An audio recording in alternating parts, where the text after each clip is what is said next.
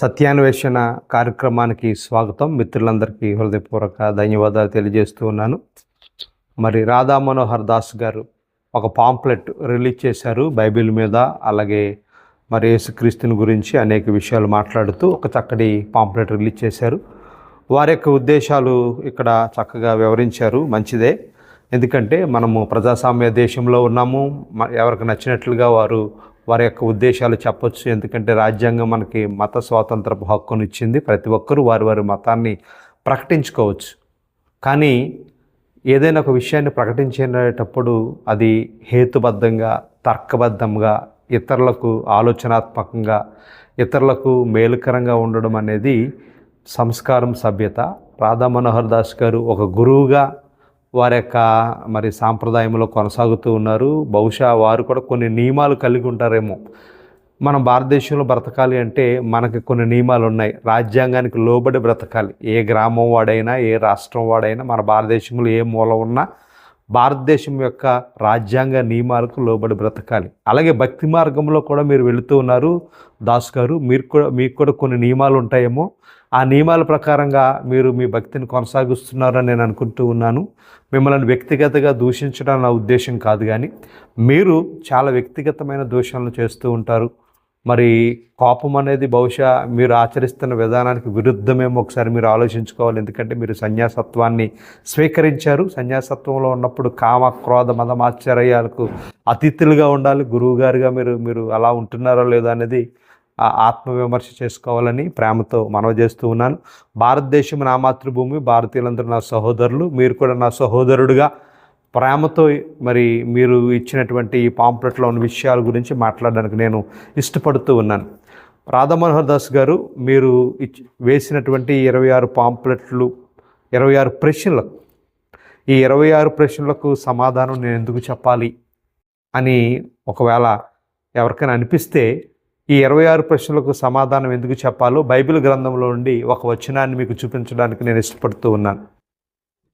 మనందరికీ తెలిసినటువంటి మాట పేతురు గారు రాసిన పత్రికలో ఒకసారి చూద్దాం. దయచేసి అందరూ చూడండి. పేతురు గారు రాసిన మొదటి పత్రిక 3వ అధ్యాయము 15వ వచనంలో ఒక అద్భుతమైన మాట రాయబడింది. నేను చదువుతున్నాను, జాగ్రత్తగా చూడండి. నిర్మలమైన మనస్సాక్షి కలిగిన వారై మీలో ఉన్న నిరీక్షణను గూర్చి మిమ్మును హేతువు అడుగు ప్రతివానికి సాత్వికముతోనూ భయముతోనూ సమాధానము చెప్పుటకు ఎల్లప్పుడూ సిద్ధముగా ఉండి మీ హృదయముల యందు క్రీస్తును ప్రభువుగా ప్రతిష్ఠించుడి. కాబట్టి పేతురు గారు రాసిన ఈ పత్రికలో చెప్పబడినటువంటి మాట ఏమిటంటే, హేతువు అడుగు ప్రతివానికి సాత్వికముతో భయముతో సమాధానము చెప్పుటకు ఎల్లప్పుడూ సిద్ధముగా ఉండి అన్నాడు. కాబట్టి మీరు అనేక కారణాలు అడిగారు.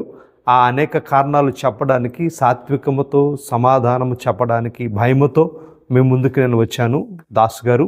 కాబట్టి మీరు బైబిల్ను బాగా చదివారు అని అంటూ ఉన్నారు. ఎన్నిసార్లు చదివారో చెప్పలేదు. మీ పాంప్లెట్ నేను చదువుతూ ఉన్నాను, చూడండి. ఎక్కడ వాళ్ళకే పుట్టి తల్లిదండ్రుల పేర్లు గర్వంగా చెప్పుకోలేని గొర్రెలారా అన్నారు మీరు. ఎక్కడ వాళ్ళకే పుట్టి అంటే మేము భారతీయులు అండి. భారతదేశం మా మాతృభూమి. I am Indian Christian, I am Indian citizen. నేను భారతీయుడినే. కాబట్టి మీరు కాదన్నంత మాత్రాన నేను భారతీయుడిని కాకపోను, మీరు అవునన్నంత మాత్రాన నేను భారతీయుడిని అవను. భారతీయుడిని అంటానికి రాజ్యాంగం నాకు హక్కు ఇచ్చింది. కాబట్టి ఆ హక్కు ప్రకారంగా నేను భారతీయుడిని అని చెప్తూ ఉన్నాను. ఎక్కడ వాళ్ళకే పుట్టమంటే నేను ఎక్కడ వాళ్ళకే పుట్టానండి. కానీ శూద్రుడిని నేను మీ లెక్క ప్రకారం. మరి మీరు ఏ కులానికి చెందినవారో, ఏ గోత్రానికి చెందినవారో తెలియదు, కానీ నేను శూద్రుడి కులానికి చెందినవాడిని. ఎక్కడే పుట్టాను. ఎక్కడ అంటే మండపేట అనే మున్సిపాలిటీ ఉంది, మీకు తెలిసే ఉంటుంది.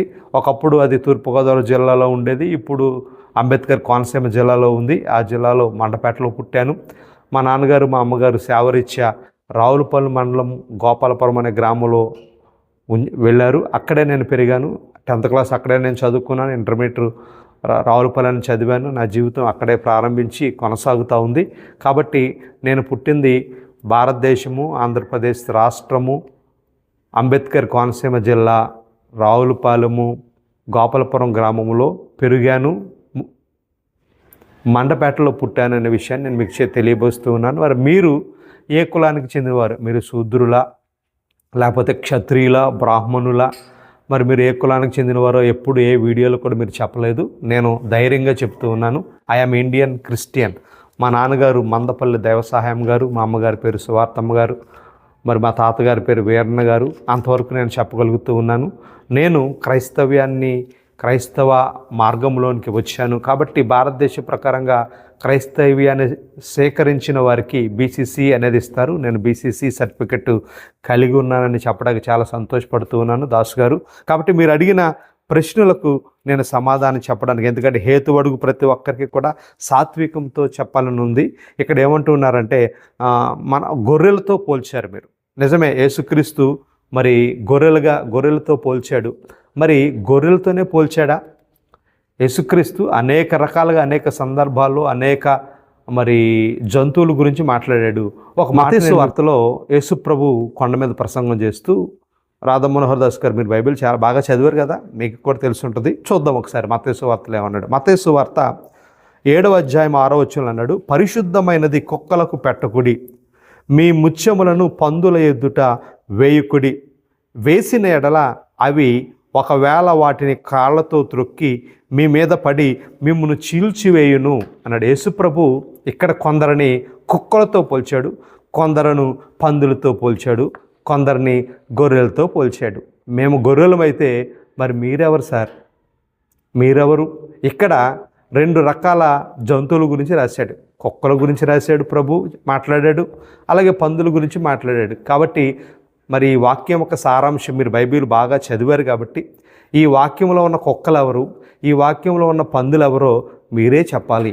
కాబట్టి నేను దాని గురించి లోపలికి వెళ్ళడం లేదు, కానీ మీరు వేసినటువంటి ప్రశ్నల గురించే మరి నేను మాట్లాడాలని ఆశపడుతూ ఉన్నాను. ఈ పాంప్లెట్ నేను చదువుతూ ఉన్నాను. ఏమన్నారు అంటే, నన్ను మతం మార్చండి అని పెట్టారు రాధా మనోహర్ దాస్ గారు. అది మా పని కాదండి. ఈ పాంప్లెట్లో మీరు ఏమన్నారు అంటే, నన్ను మతం మార్చండి అన్నారు హెడ్డింగ్.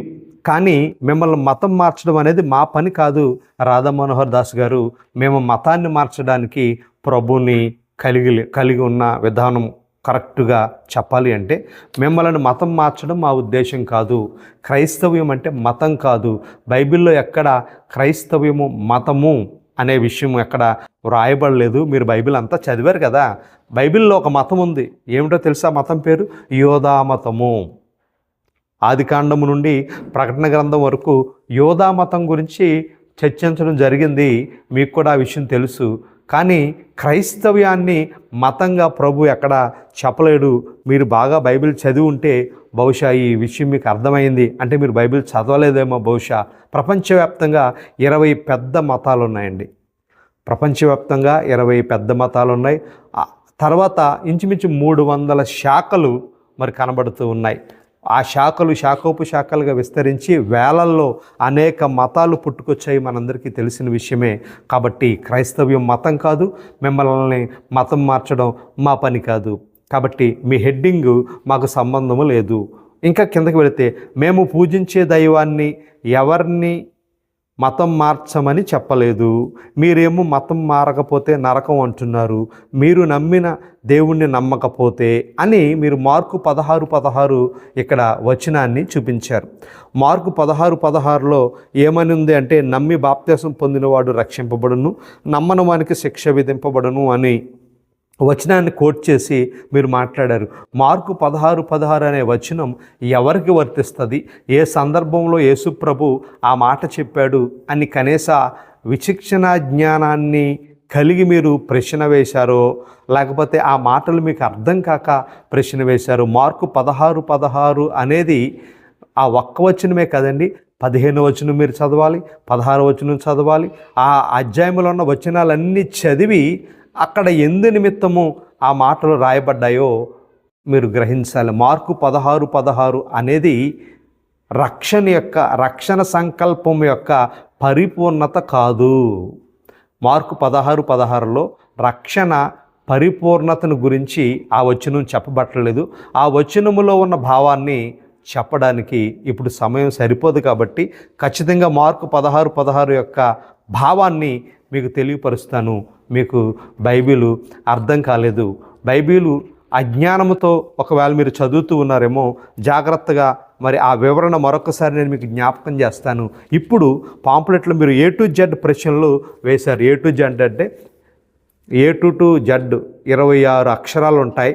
ఆ 26 అక్షరాల్లో 26 ప్రశ్నలు మీరు వేసి చాలా మాటలు మాట్లాడుతూ కింద ఏమన్నారు అంటే పాంప్లెట్ మీద, మీ చేత పరలోకం చేరాలనుకుంటున్న నికార్సైన హిందువు అన్నారు సార్. మీరు నికార్సైన హిందువు అంటే మిగిలిన వారందరూ నికార్సైన వారు కాదనండి పాంప్లెట్ అంటే మిగిలిన హిందూ సహోదరులు ఎవరు కూడా నికార్సైన వారు కాదు. ఒక గురువు గారిగా ఆ మాట మీరు ఎలాగ అనగలిగారు సార్? నికార్సైన హిందువు అనే పదం అంటే ఆడితే ఇతరులను కించుపరిచినట్టే కదండి. రాజుగారు పెద్ద భార్య మంచిదంటే చిన్న భార్య చెడ్డదనే కదా. అంటే మీరు ఒక్కరే నికర్స్గా ఉన్నారా? మరి అది ఒకసారి మీరు ఆత్మవిమర్శ చేసుకోవాలి, వాస్తవాలు పరిశీలించాలి. పాంప్లెట్ బాగానే వేశారు సార్. మీ మీ పేరు కూడా లేదు ఇక్కడ, మీ ఫోన్ నెంబర్ కూడా ఎక్కడ రాయలేదు. భయపడ్డారా అండి ఫోన్ నెంబర్ వేస్తే ఎవరైనా ఏదైనా అంటారేమని? ఫోన్ నెంబర్ ఇవ్వండి సార్. మీ ఫోన్ నెంబర్ నాకు ఫార్వర్డ్ చేయండి, మనం చక్కగా మాట్లాడుకుందాం, సత్యాన్ని అన్వేషిద్దాం సార్. వాస్తవాలను పరిశీలన చేద్దాం. ఏది వాస్తవం అయితే దాన్నే వెంబడిద్దాం, ఏది మంచి అయితే దాన్నే వెంబడించడం అనేది ధర్మం కదా. మంచిని వెంబడిద్దామండి, వాస్తవాన్ని వెంబడిద్దాం. ఒక స్కూల్లో పిల్లలు వేయడానికి మంచి స్కూల్ ఏదో ఎలాగా మనం పరిశోధిస్తాము, ఒక హాస్పిటల్కి వెళ్ళేటప్పుడు ట్రీట్మెంట్ కొరకు ఏది మంచి హాస్పిటల్లో మనము పరిశీలిస్తాము, మంచి భోజనం ఎక్కడ దొరుకుద్దని, ఎక్కడ మంచి భోజన హోటల్ ఉందని ఎలా పరిశీలిస్తామో అలాగే సత్యాన్ని కూడా పరిశీలిద్దామండి, వాస్తవాన్ని తెలుసుకుందాం. కాబట్టి వాస్తవాన్ని తెలుసుకోవడానికి మీరు కూడా సిద్ధపడాలి. సత్యాన్వేషిగా మీరు ఉన్నారండి.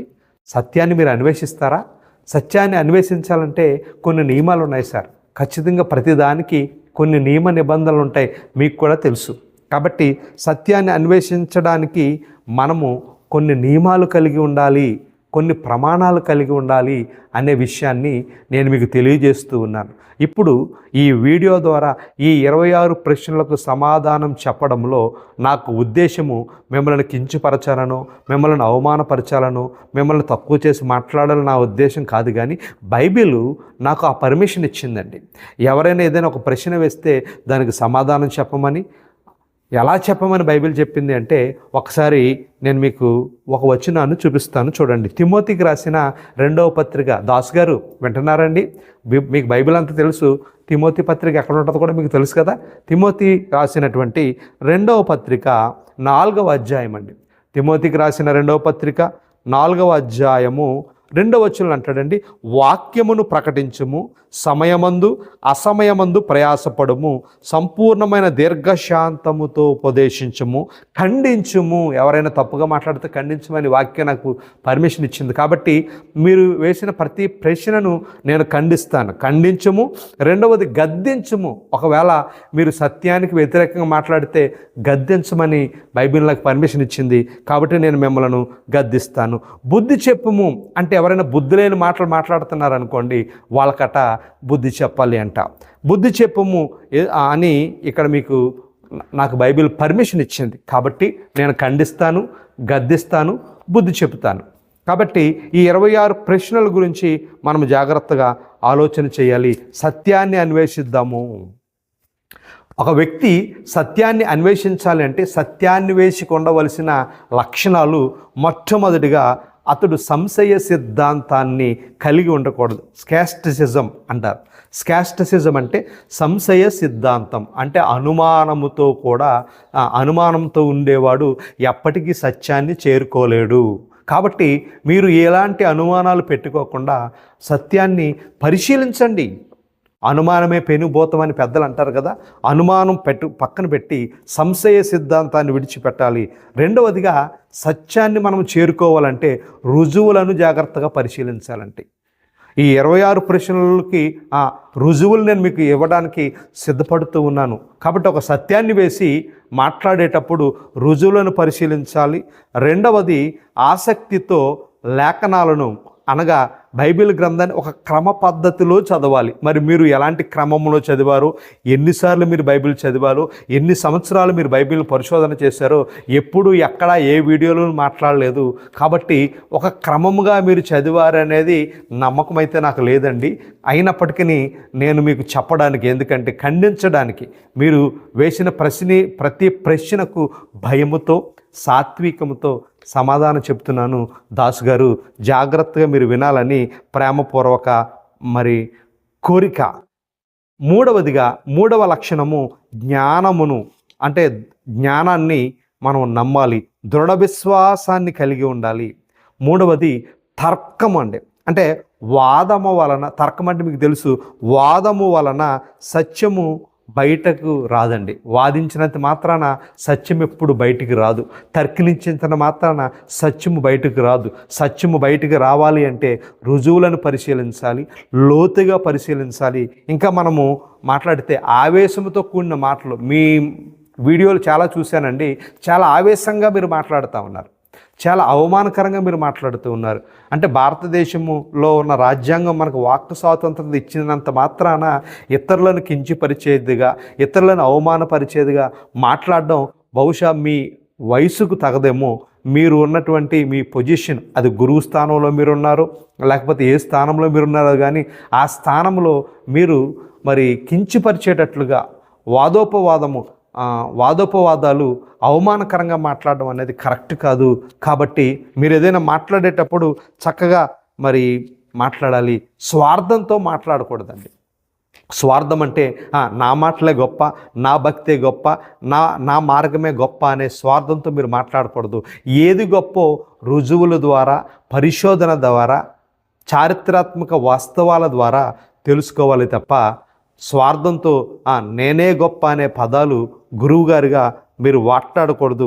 నేనే అధికుణ్ణి, నేనే జ్ఞానవంతుణ్ణి అని నిరూపించుకోవడానికి ప్రయత్నాలు చేయకూడదు. సత్యాన్ని వేసి ఎప్పుడు కూడా తన్ను తాను అహంకారిగా నాకంటే జ్ఞానవంతుడు ఎవడూ లేడు, నాకంటే గొప్పవాడు ఎవడూ లేడు అనేది అది హేతుబద్ధమైన, క్రమబద్ధమైన తర్కము కాదండి.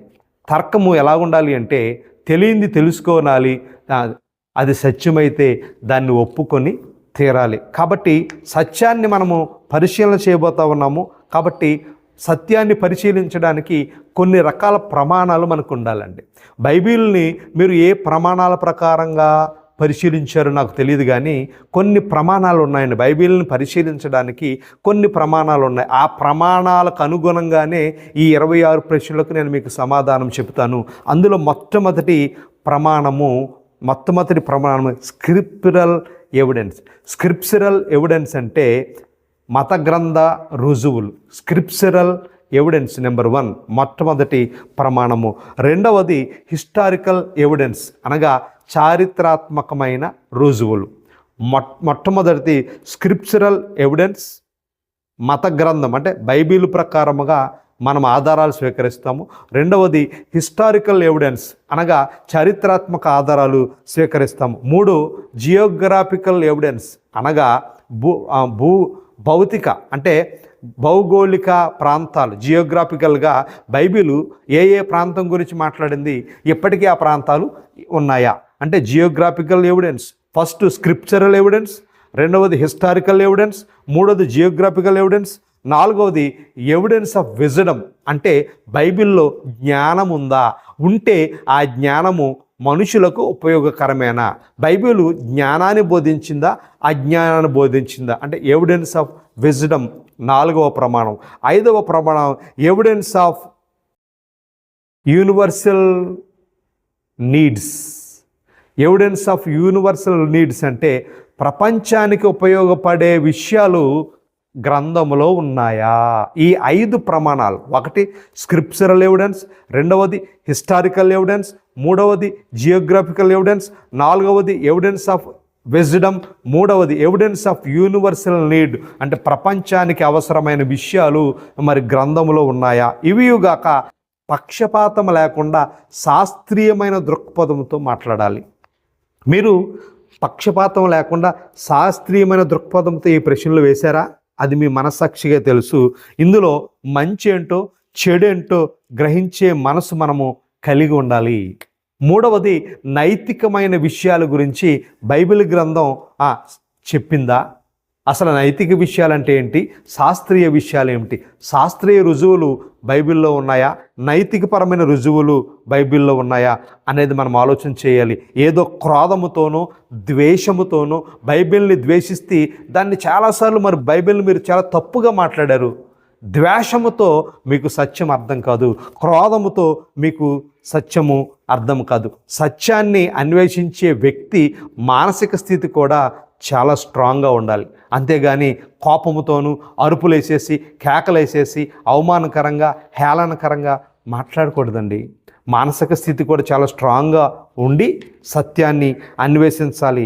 అపహాస్యం చేయకూడదు. మీరు చాలా అపహాస్యంగా మాట్లాడతారు చాలా సందర్భాల్లో. యేసు ప్రభుని గురించి కూడా అపహాస్యంగా మాట్లాడారు, బైబిల్ గురించి అపహాస్యంగా మాట్లాడారు. మేము కూడా మీ గురించి అపహాస్యంగా మాట్లాడగలం, మీ వస్త్రధారణ గురించి మాట్లాడగలం, మీ మాటల గురించి మాట్లాడగలం.